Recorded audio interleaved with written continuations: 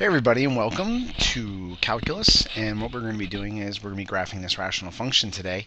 And I want you to really pay close attention and take notes and do all that fun stuff, so when you come to class tomorrow or whenever our next time we meet, you are able to kind of do this in your collaborative groups and independently as well. So first we look at this function 1 over x squared minus 1, and we see that it is rational. And here are some things that we have to take into consideration: our x-intercepts, our y-intercepts, vertical asymptotes, and horizontal asymptotes, before we get to the calculus of actually what's going to happen. So remember how we find x-intercepts, that what x-intercepts are? It's where they cross the x-axis, where this graph will cross the x-axis. So that means the y values are 0. So where is this going to be 0? Well, good question. So how would we set that equal to 0 and find that out? So we are going to see that this is not 0 anywhere.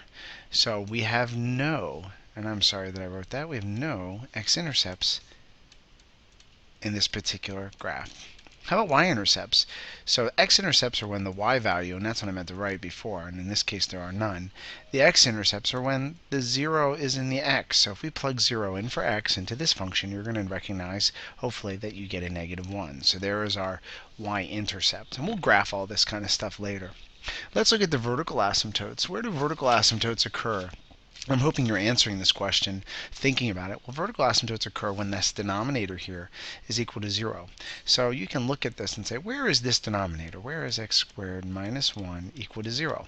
And I'm hoping that you would say that that is occurring at x is equal to plus or minus 1. So our vertical asymptotes, our imaginary lines that we're going to draw, are going to be at plus or minus 1.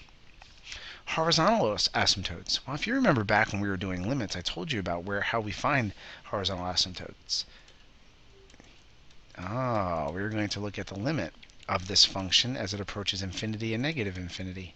And if you look at that, you should recognize, negative infinity, that as x goes to infinity or negative infinity, this goes to 0. And if you remember, if you need that, find that guidelines for finding the limits of rational functions. We discussed that about the degree of the numerator and denominator. In this case, the degree of the numerator is less than the degree of the denominator, and that's why the limit is 0. So our horizontal asymptote is going to happen at y equals 0 here. So as we move on, now we're going to get to the true calculus of it, if you will. We can, if you want, to plot these things on our graph, and I have a little coordinate plane next to us. So we have here we go, and we want to plot maybe our y-intercept there at 0, -1. We have vertical asymptotes. We set at plus or minus 1, so there's -1, there's 1.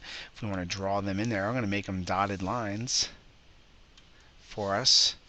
Whoops. Alright, so I'm going to draw my dotted lines myself. I'm having trouble with the dotted line tool. So there is my vertical asymptote. And here is my other vertical asymptote. Whoops. I don't want to get it too away from being straight. So here's my other vertical asymptote at 1 there. So we have our vertical asymptote, and we know we have a horizontal asymptote right along here, along this axis. Alright, so let's go back to do some more math. So now we have to find increasing, decreasing. We're going to find mins and maxes if they're anything, and we're going to need that.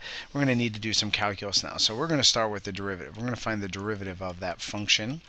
And going back up here, 1 over x squared minus 1. If you use the quotient rule to find that derivative, you would recognize, and I'm not going to do it all out for you because I know you are very well versed in how to find the derivative using that quotient rule, but I will give you the correct answer so that when you pause this and take a time to look at it and do it, you can verify your answer. So there's our first derivative. So with our first derivative, we can now find some things like our critical numbers. Very good, if you were thinking that. So our critical numbers are where this derivative, if you remember, is equal to 0 or if it's undefined. So it's obviously going to be equal to 0 at 0. So there's one of my critical numbers. And at plus or minus 1, again, you're going to see that this will be undefined because the denominator will be 0. So I'm going to put in there And now we need to do some tests. So I'm going to make this my first derivative number line. I'm going to put in some test values into our derivative and see what's kind of going on. So if I plug in my -2 in there, I'm going to get a -4. This negative will make that positive, and then what's going to happen in the bottom is going to be positive. So we're going to keep that positive. If I plug in 2 in there, we're going to get that negative up there now in the numerator, and we plug that in, we're going to get positive, so this will be negative right here. And if we look here, we put -1/2 in there, you're going to see again, since this is squared right here, we know the denominator, regardless of what's going to happen, is going to be positive. This is going to be positive, so positive here. And if you did the same thing for 1/2, you're going to recognize that this is negative. So we need to make some conclusions. We know that this function is going to be increasing. Now remember what's going on here and here. We have a vertical asymptote. So we're going to have a break there in our graph, but it's increasing from -infinity to -1. And then it's increasing again from -1 to 0, and then decreasing. I'll put that in, we'll say red or purple. We're going to be decreasing from 0 to +1, and then also from 1 to infinity. But again, remember those vertical asymptotes are there. All right, so now let's look at the second derivative. Let's calculate the second derivative, and I'm going to do that again using that quotient rule. And again, because of your wealth of experience finding finding derivatives using this, I'm going to give you the answer here of 6x squared plus 2 all over x squared minus 1 cubed. Now, just to remind you about this, you see it's a cube. You know it's the derivative of the bottom. I mean, it's the bottom squared. But there was a common factor of x squared minus 1 in the numerator that we were able to divide out to get that to the cubic there. All right, so we're going to want to do a second number line here to talk about concavity and second derivative, and we want to find out where this is going to be 0, where that second derivative is equal to 0 to find possible points of inflection. You're going to see again, -1 and 1 are going to be issues here for our denominator, but we have those vertical asymptotes, so it makes sense. Nothing here is going to make this 0. You subtract 2 from both sides, you set that equal to 0, you're going to get x squared equals some negative number. It's not going to work. So this is all we're kind of dealing with. If you plug these test values now into the second derivative, plug them into the second derivative using the test for concavity, you'll see that we are going to get a positive value here by plugging that in there. Okay, and then we're going to get here over this entire interval, -1 to 1, a negative value, and then up here again positive. So you'll be able to determine that this is concave up, concave down, and then concave up again. So if you look, we're in about almost 8 minutes into this video, and we're getting to we get our calculus down, and now we'll be able to do some graphing based on this. So you got to remember, we're increasing in concave up, but we have a horizontal asymptote at 0. So we are concave up, and we're increasing, but we have to respect this asymptote as well as the asymptote here. So our graph is going to look something like that. Now, if you remember on this interval, we had that it was increasing again, increasing to here, and I'll go back and show you on that number line. We're increasing. We just did that check, and we did that check. Now we're here, we're increasing. All right, we know we have oh, but I didn't talk about this. What do we have here? Looks like we're going to have a maximum here because our derivative and the sign of our derivative is going.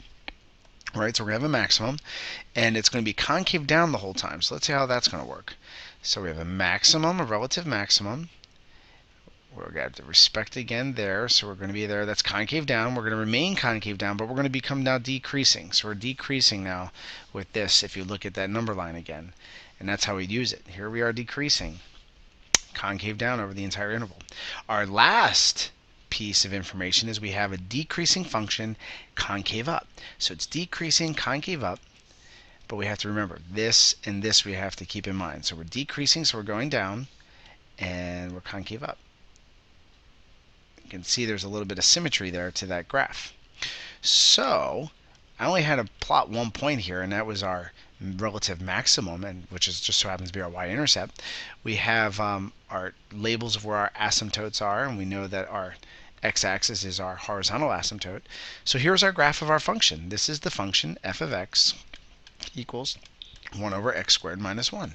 You're going to have to take a lot of this into, if not all of this into consideration when graphing functions in the future in calculus. So I hope you enjoyed this video. It's about 10 minutes long, and I look forward to doing more of this with you in class on Friday. So Johnstone out.